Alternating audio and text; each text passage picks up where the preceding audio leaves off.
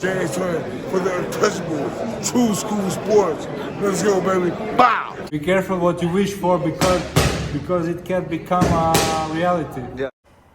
The untouchable True School Sports Empire proudly presents something the boxing game's been missing. Hey, what's going on? It's your boy BT, and I came here to talk some boxing with the thousands of True School Sports subscribers. All right, so guys, we're in the aftermath of Terence Crawford really putting himself, in the conversation amongst boxing's all-time greats. You don't gotta think that Terence Crawford is better than Floyd Mayweather or Sugar Ray Leonard or even Roberto Duran or any of those kind of guys. But you know what? What you gotta acknowledge at this point is that he's at least in the conversation.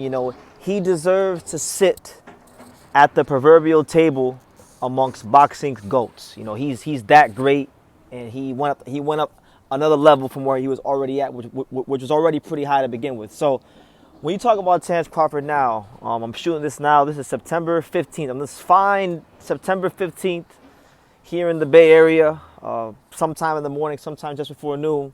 Terence Crawford is among boxing's all-time greats, and there's nothing left to prove.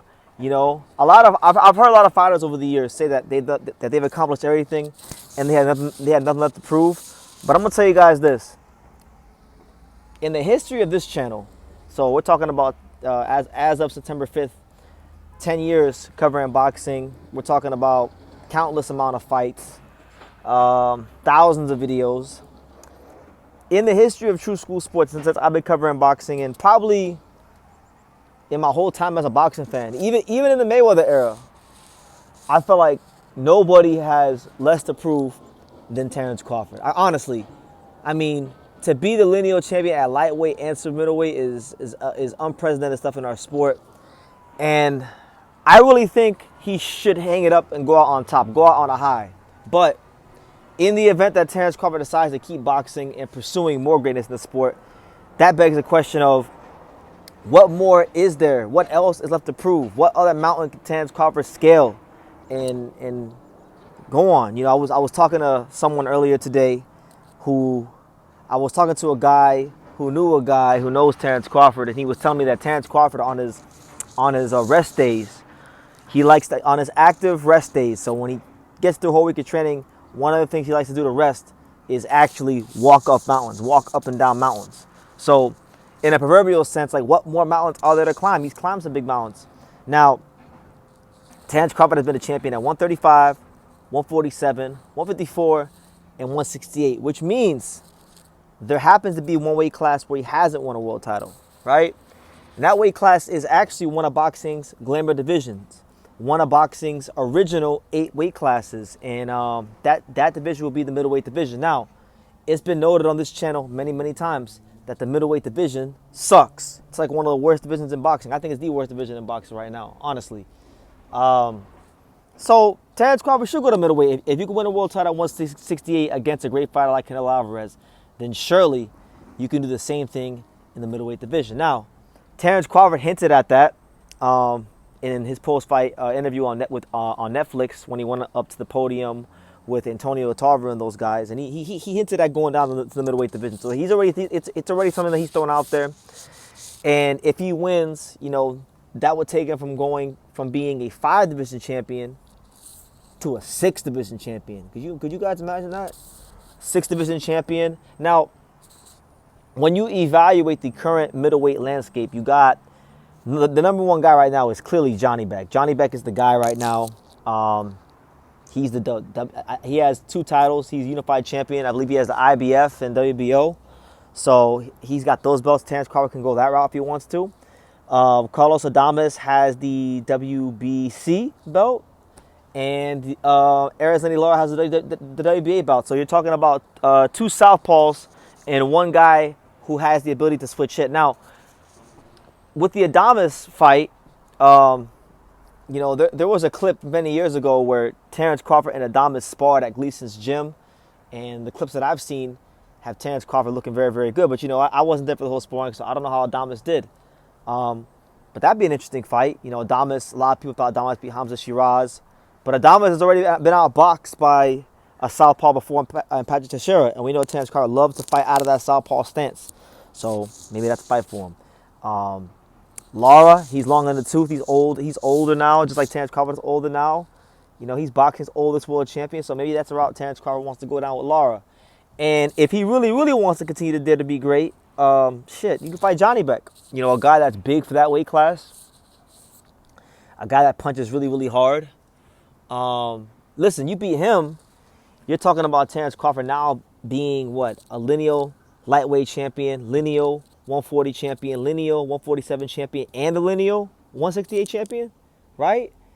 And I don't think he was a 154 lineal champion, but maybe he was. I don't think he won the lineal, but I don't think he won the lineal belt at 54. So with that being said, yeah, Terence Crawford will be a 4-division lineal champion and a 6-division champion. So that's probably, honestly, for me, from a managerial and advisory standpoint, that's really the only thing there is left to do.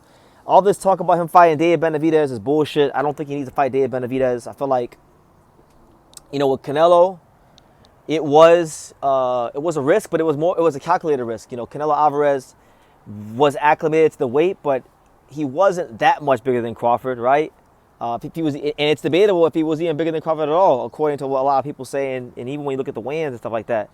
Benavidez, on the other hand, that's a big dude. That's a big-ass kid. That's a big fighter. That's a guy that should probably be fighting at, like, cruiserweight, if we're honest. That Benavidez really is big enough to fight Jai Opetaia, right? And he's a volume puncher, which is something that Canelo is not. So, like, if you go back and you watch the Canelo-Crawford fight, one of the reasons why Crawford was able to be so successful was that Canelo likes to fight in spurts, and Crawford recognized those spurts and got off his shots and won those moments in the fight, which allowed him to win those rounds in the fight, which allowed him to win the fight in general, right?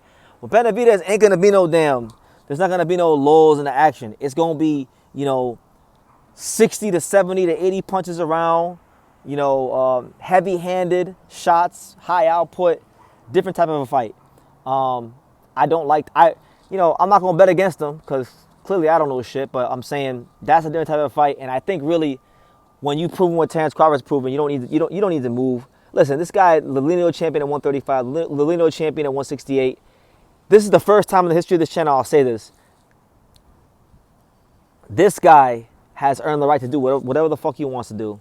If Terence Crawford wants to go to 154 and fight Usima Lima, the guy that Boots is going to fight in the big Philly versus Angola rivalry fight, if he wants to fight Usima Lima in Omaha as a farewell fight, he can go do that if he wants to. I don't care what Crawford does. He's earned the right to do whatever the hell he wants. And I never say that for a fighter, but when you do what he's done in the sport, it's like, you Benavidez, I mean, come on, you don't need to fight Benavidez. That's foolishness, and Bomac and their team, everybody ruled that out. So look, I think if you're looking to chase more glory, the move is to fight for a middleweight title. You know, be a middleweight champion, right?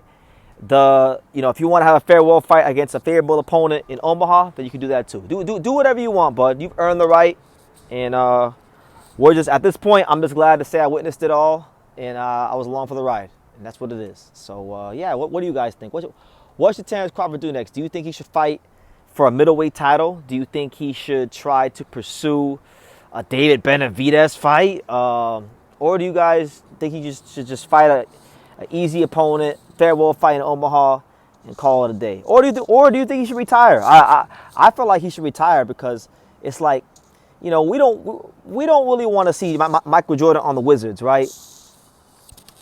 We don't want to have any Wizards years, you know, metaphorically speaking, for Crawford. You know, we want the last image to be, you know, him pushing off Byron Russell, hitting that mid-range jumper to win a 6th championship. And it's the same thing with Bud. We don't want that. I would like the last image of Bud to be him walking out that ring, becoming the lineal super middleweight champion of the world. But if he wants to fight, then go try to become middleweight champion. So yeah, leave your comments down below. Make sure you guys take the time to subscribe. And like I say, for every single one of these videos, you could love me or you could hate me. But I'm just a kid from Dang. So until next time, thank you for watching another video on the untouchable True School Sports Empire. For more great boxing content just like this, make sure you guys stay tuned and subscribe. You won't be disappointed.